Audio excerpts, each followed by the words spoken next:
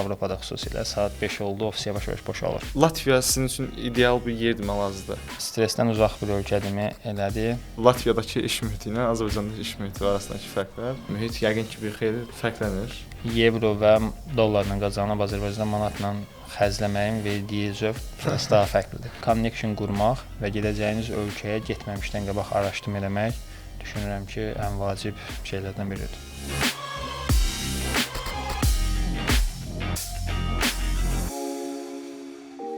Salam əziz dinləyicilər, kanalımıza xoş gəlmisiniz. Hər birinizə xoş izləmələr arzulayıram. Öncəliklə nəzərinizə çatdırmaq istəyirəm ki, bu video yerli oyun sektorunda tanınan Polydream Studionun dəstəyi ilə təşkil olunur. Polydream Studionun sosial media hesablarına aşağıdan izah hissəsindən keçid ala bilərsiniz. Bugünkü mövzumuz Latviyada yaşam, Latviyaya köçmək, orada işləmək və xaricdə bir neçə prestijli şirkətdə çalışmış Azərbaycanlı həmyerlimizin təcrübələridir. Bu podkastda bizim qonağımız Nəzər Paşazadədir. Xoş gəlmisiniz Nəzər bəy. Təşəkkür edirəm ki, dəvətimizi qəbul etdiniz və sizdən auditoriya üçün özünüzü bir qədər təhsiliniz və karyeranız barəsində ümumi məlumat verməyinizi xahiş edirəm. Təşəkkür edirəm dəvətiniz üçün. Mənim üçün də çox xoşdur belə bir podkastda iştirak etmək. Adım Nəzərdir. 6 ildən artıqdır bu sahədəyəm və Azərbaycanda və qlobalda olan bir çox fərqli şirkətlərdə işləmişəm. Azərbaycanda təcrübəm daha çox xırda şirkətlərdə olub, amma qlobalda işlədiyim şirkətlər hamısı böyük korporativlər olub və bu müddət ərzində istifadə etdiyim texnologiyalar fərqli olub. Java istifadə etmişəm, bir müddətdən sonra Node.js-ə keçmişəm, React istifadə etmişəm və s. və son 3 ildir Latviyada yaşayıram. Accenture şirkəti məni Azərbaycandan Latviyaya relocate edib. Daha sonra 2 ildən sonra EPAM şirkətinə keçmişəm, oradan offer almışam və daha yaxşı təkliflər verdiklərinə görə orada davam etməyi düşünmüşəm və bu formada qısa olaraq özümü təqdim edə bilərəm. Təşəkkür edirəm. Bir qədər də təhsiliniz barəsində də məlumat verə bilərsiniz bizə? Azərbaycan Neft və Sənaye Universitetində kompüter elmləri üzrə bakalavr təhsil almışam və universitet illərindən artıq işləməyə başlamışam. 3-cü kursun əvvəllərindən, deməli 2-ci kursun sonlarından. Buna görə də magistrə çox da ehtiyac görməmişəm öz karyeramda. Ona görə magistr oxumamışam, amma bakalavr təhsilim kompüter elmləri olub. Təşəkkür edirəm. Nəzər bəy, sizinlə belə bir səhnə ilə başlayaq istəyirsinizsə, Latviyada Accenture və ya EPAM-da elə bir gün olub ki, orada demisiniz ki, burada qaydalar biraz belə deyək, oyun biraz fərqlidir.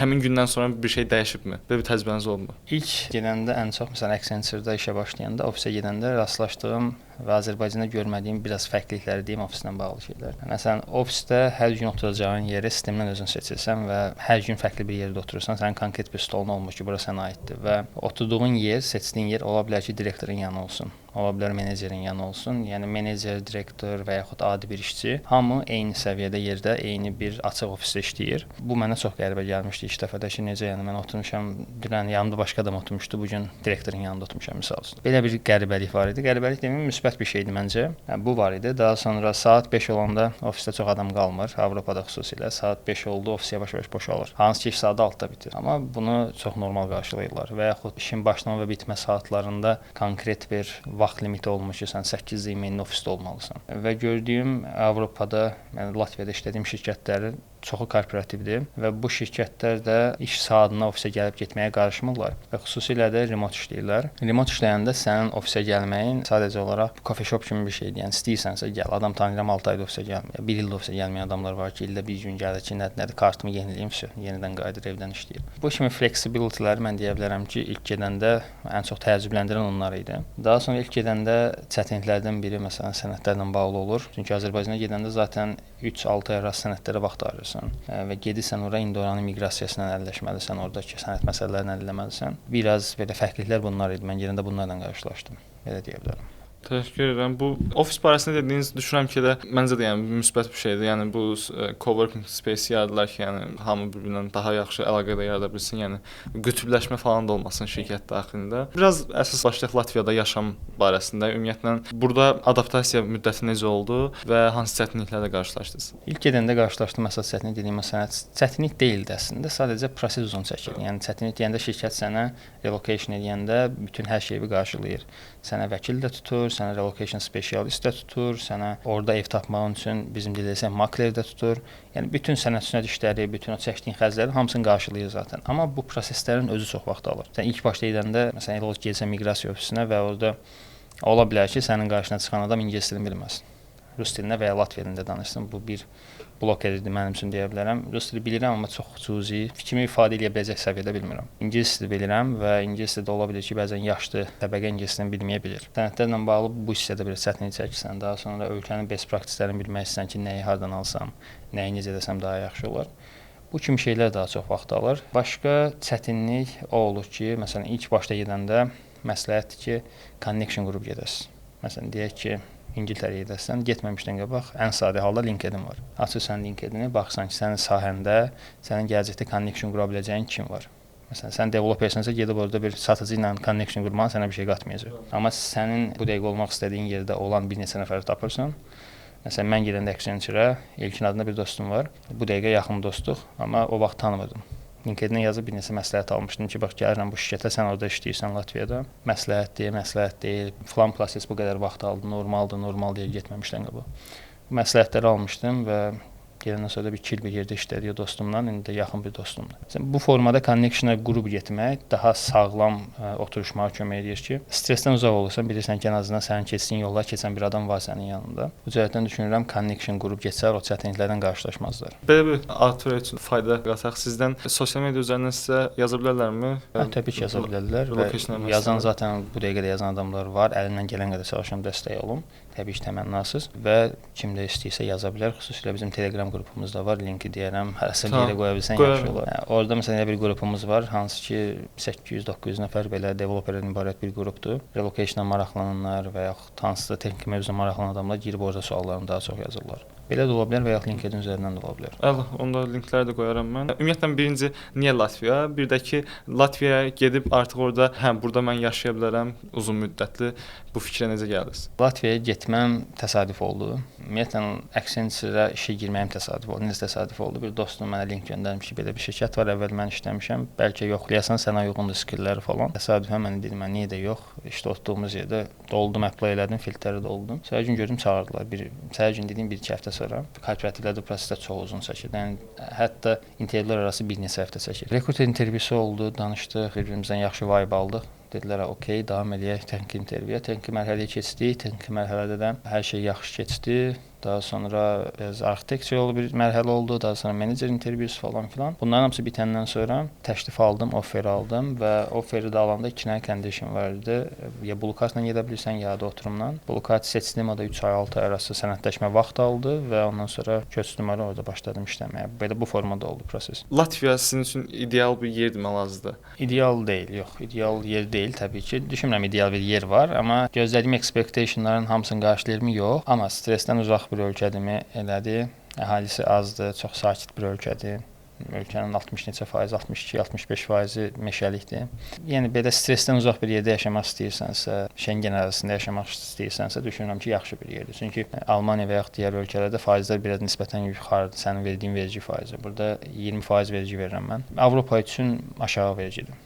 Amma Azərbaycan müqayisəsində təbii ki, yuxarıdır. Bəs gözləmədiyiniz belə deyək, expectationlardan aşağı olanlar nə idi? Mənfi cəhətlər nə? Aşağı olan havadır. Hava. Bir mənalı soyuq olur. Hə, çox soyuq olur. Məsələn, bu dəqiqə -5 deyə belə bir hava olmalıdır və noyabrın 1-2-si artıq qar yağırdı. Yayda müsbət 22 dərəcədə insanlar artıq dənizə gedirlər. Çimməyə qərar verdim. Məsələn, bizdə 35-dən 40-dan sonra olurdu. Məsələn, o mənim öyrəşmədiyim bir şeydir və mənə görə 20-25 dərəcədə çimmək yaxşı bir hal deyildi. Yəni xəstələnəsən çox böyük ehtimalla. Havadır, daha sonra Azərbaycanda olan qidalardır, hansı ki yoxdur. Bizim biz yeyib-içən millətikdir. İstər-istəməz mətbəximiz də inkişaf edib. Orada çox yeyib-içən deyirlər deyə mətbəx də o qədər inkişaf edəməyib və əsas inqridiyentləri kartoşkadır, standart toyuq məhsullarıdır.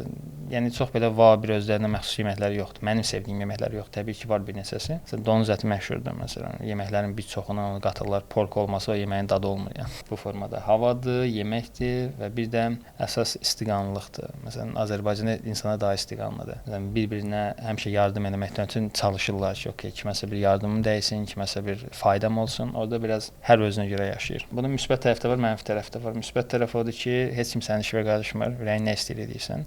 Mənfi tərəfi odur ki, əgər ətrafın yoxdursa, orada connectionların yoxdursa, çox tez sıxıla bilirsən.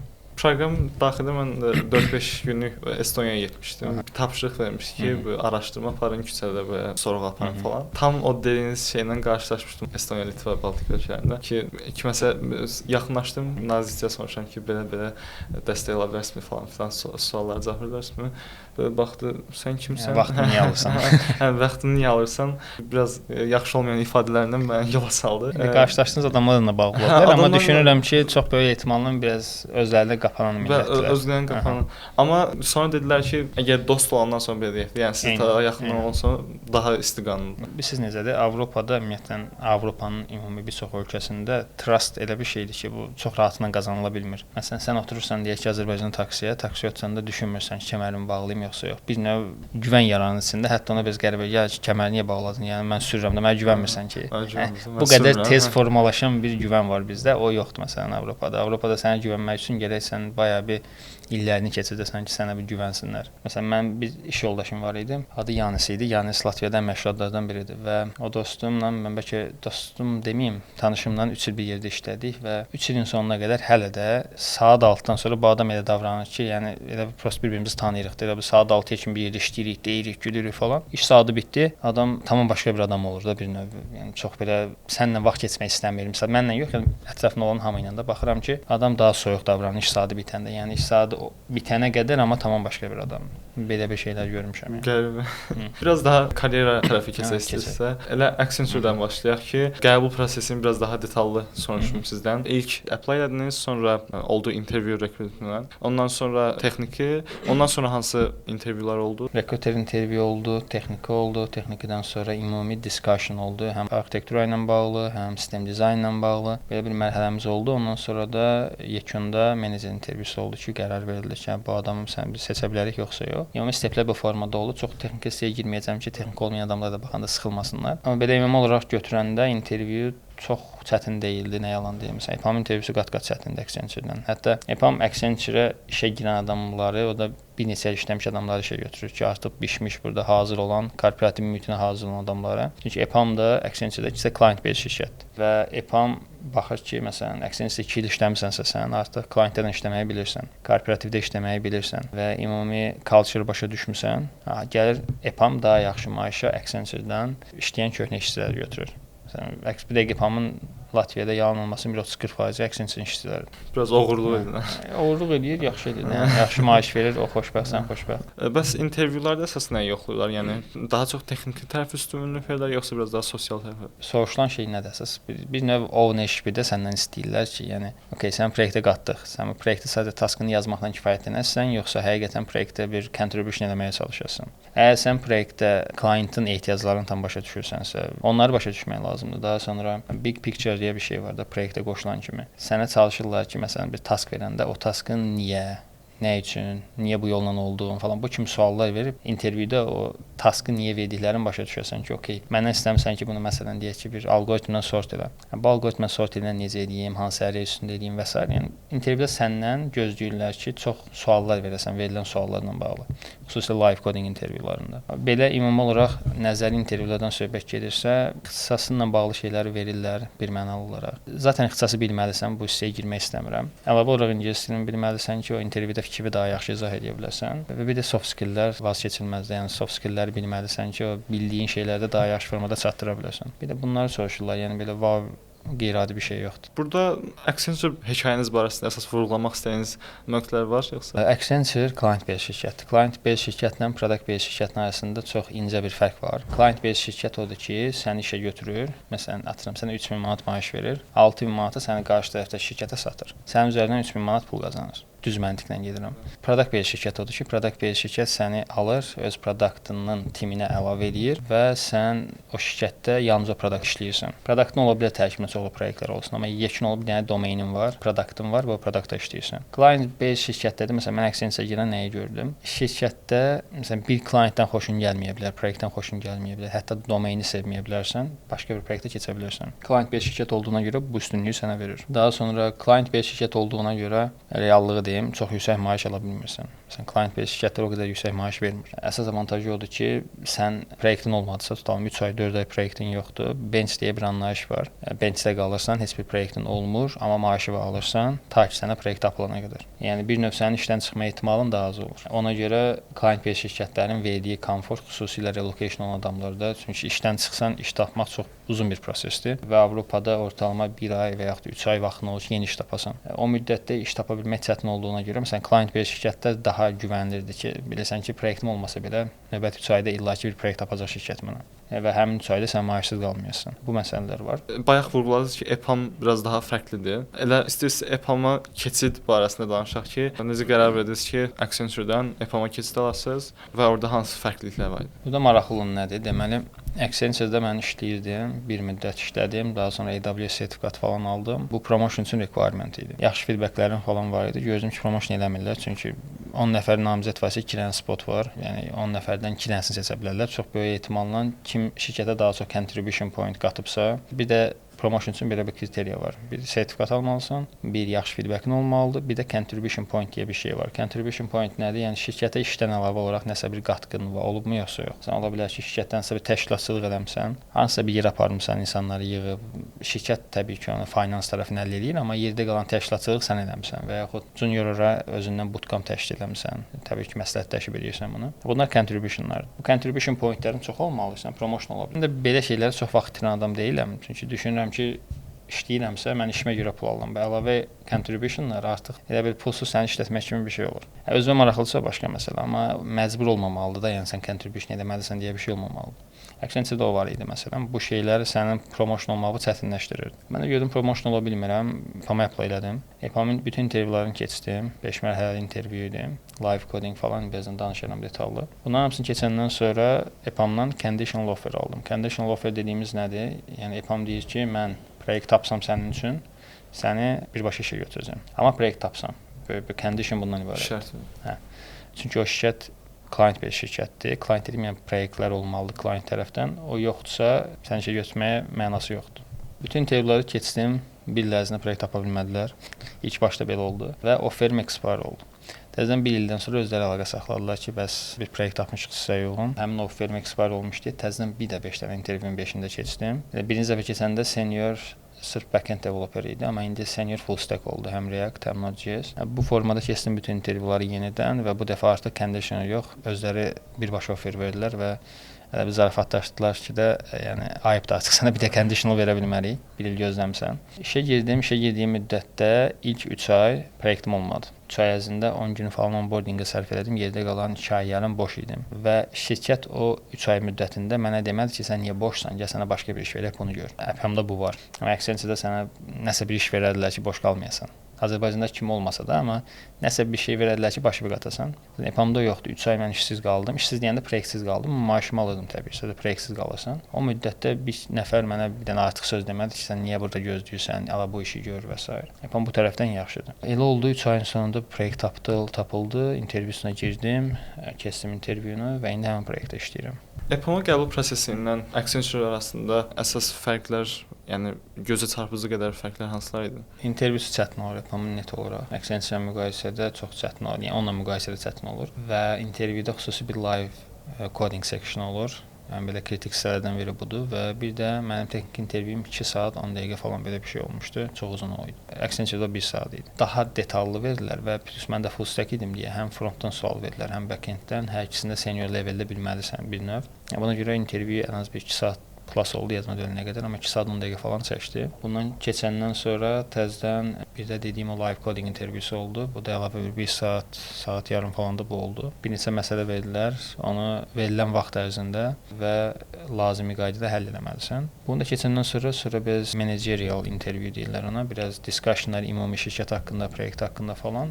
Və bunlar da keçəndən sonra qəbul oldu, bu formada oldu. EPAM-da bəs senior səviyyədə sizə gözləntilər nələr idi? Bu yenə bir ownership götürmək idi, yoxsa daha çox sırf həmin o verilən taskları klientə tapşırmaq? Məsələn, bu dəqiqə proyekt üzərindən danışım. Çünki EPAM-ın məndən gözləntiləri ümumi bir şeydir, amma bu dəqiqə işlədiyim proyektin gözləntiləri daha dəqiq deyə onun üzərindən gedəcəm.